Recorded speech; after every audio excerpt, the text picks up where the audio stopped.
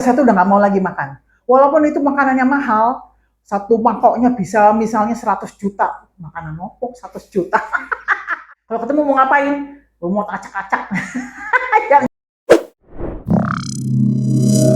Itu saya sekarang jadi pengacara. Pengangguran banyak acara. Seperti itu, yang namanya ibu rumah tangga dari pagi sampai pagi lagi. Nah, seperti itu, acaranya banyak. Dari pagi ya gitulah, pokoknya beres-beres rumah, masak. Nah, masak ini sekarang jadi acara saya yang baru, maksudnya kegiatan saya yang baru selain syuting ya. Itu dikontenin. Sekarang kan memang banyak sih ya, maksudnya konten masak-masak itu banyak, udah wah udah di YouTube itu udah ribuan. Tapi saya kenapa tetap bikin konten masak-masak karena menurut saya ini masak-masak ala saya kan beda ya kan. Nah gitu, jadi supaya ibu-ibu yang lain itu juga bisa belajar masak masakan ala saya. Terus ada tutorial-tutorial ya, tutorialnya itu juga sekalian tutorial yang lucu-lucu gitulah. Jadi hidup tuh biar biar ceria terus, dia nggak selalu apa sih sedih walaupun ada masalah tuh ya nggak usah terlalu dipikirin gitu loh maksudnya. Jadi dengan konten ini maksudnya supaya saya nih yang wis tuwo iki yo ben awet muda gitu loh maksudnya. Konten masak itu dari ribuan, apalagi banyak chef-chef yang udah aduh pokoknya chef-chef yang bikin kalau kita di sebelah dia nih sama-sama masak ibaratnya tuh pasti gemeteran kita ya toh. Tapi kan yang khas saya, masakan khas saya gitu itu kan beda. Jadi dari cara mengolahnya, dari belanjanya, saya ngasih tahu nih saya belanjanya di sini, terus biasalah mama lah ya, simbok-simbok gitu kan suka nawar gitu kan. Nah, jadi ngasih trik-trik nawar atau gimana yang akhirnya dikasih sama penjualnya gitu. Terus udah gitu yang masaknya tuh saya tuh senangnya makan apa, intinya begitu. Saya kan senang jalan-jalan, senang makan. Nah, tidak ada salahnya yang saya jalan-jalan terus saya makan-makan di luar, ya saya coba recook gitu. Maksudnya saya masak lagi di rumah. Nah, ada juga yang memang resep saya sendiri. Saya misalnya senang sambal goreng ati gitu kan. Nah, saya kasih tahu tuh tutorialnya, bumbu dasarnya apa. Ya pokoknya ala saya aja. Terus udah gitu saya kalau masak itu juga selalu orang tuh bilang kok pakai bandok gede gitu atau pakai apa sih namanya tutup kepala itu yang kayak dokter gitu. Itu saya memberi tips bahwa saya tuh kalau makan di luar itu kalau ada mau lagi makan. Walaupun itu makanannya mahal, satu mangkoknya bisa misalnya 100 juta. Makanan opo 100 juta. Pokoknya semuanya lah, pokoknya mahal. Tapi kalau sudah ada rambut, ya udah, yes, mohon maaf, sorry, Dori, strawberry, itu nggak akan saya lanjutin. Nah, kenapa pakai itu? Karena satu, saya tuh keringatnya banyak, supaya keringatnya nggak netes ke makanan. Yang kedua, supaya itu tadi, kalau ada apa rambut yang jatuh, ya supaya rambutnya itu nggak jatuh ke makanan. Jadi saya juga memberi trik dan tips masak yang higienis, yang tidak keringat jatuh, yang nggak ada apa rambut seperti itu. Hobi masak tidak ada keinginan untuk buka usaha gitu. Kalau abang udah punya usaha sendiri. Jadi gini, saya memang hobi masak, keinginan buka usaha ada tapi belum. Soalnya butuh modal, lur, butuh modal gede. Kalau modal kecil nanti baliknya itu juga ya belum tentu belum tentu memuaskan hati ya perlu proses. Jadi anak saya, anak sambung maksudnya, itu punya kedai makanan ada di Gunung Gelis. Dia buka kedai makanan. Nah, di situ kita join, di situ kita join. Jadi beberapa menu di sana itu adalah menu-menu ide-ide saya yang bumbunya juga adalah bumbu-bumbu saya yang saya maksudnya ngajarin gitu ke tukang masaknya seperti itu. Jadi kalau yang mau datang ke sana monggo di Gunung Gelis di promo ya. Kedai Bu Retno. Kenapa bukan kedai Mbak Yuni? Karena saya bikin film pendek Laundry Bu Retno di lokasi itu karena di sebelahnya itu ada apa sih ruko yang apa saya pakai untuk usaha itu laundry kan di situ di Gunung Gelis itu banyak villa-villa yang nyuciin spray bed covernya ke situ gitulah ya. Jadi sekalian di sebelahnya saya buka kedai makanan itu ya ayam bakar biasa aja yang makanan Sunda gitu sambel-sambel yang memang ala saya sambelnya seperti itu. Itu nggak terinspirasi dari siapa-siapa tapi bangun tidur gitu kan aku mau masak iki ya langsung dikontenin lah wong saiki tuh apa-apa tuh dikontenin maksud saya masak nggak dikontenin ya HP saya nganggur itu rugi gitu loh maksudnya Kalau untuk keluarga melihat Kakak sekarang jadi ibarat food blogger juga, bikin konten juga, apa-apa di konten mungkin ada kritikan dari anak ataupun suami nggak sih Kak perihal itu apa-apa konten ada nggak sih seperti itu? Tidak ada. Jadi kritikan itu datang dari editor.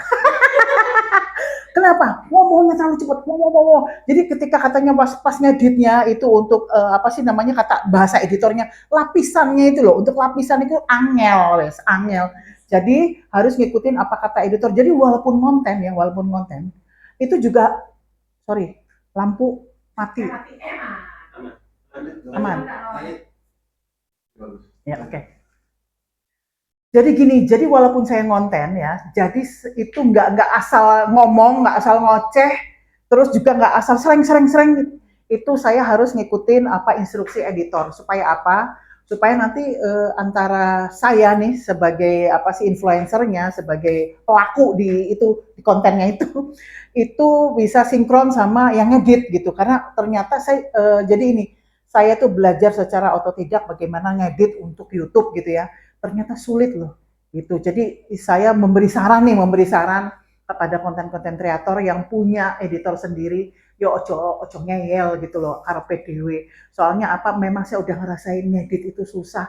Jadi kalau ngonten ya jadi bisalah sinkron gitu sama editornya gitu. Editornya mau gimana ya kita harus bisa ngikutin. Sama aja kayak syuting gitu kan. Apa maunya sutradara kita ikutin. Nah, seperti itu. Jadi ketika saya ngonten, saya juga ngikutin apa yang membuat enak si editor ini ketika ngedit. Karena memang hasil akhir ada di tangan editor ya kan yang ditonton itu.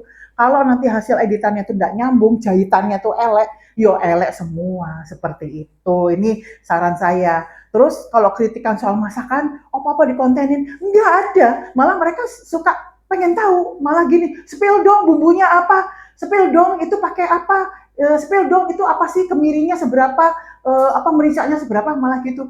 Terus udah gitu saya disuruh konten masak terus, soalnya mereka yang makan, soalnya masak ini banyak seperti itu. Mbak Anastasia atau Mbak, Ya. mohon maaf sebelumnya, ini kan konten masak-masak terkait berat badannya nambah berapa sih?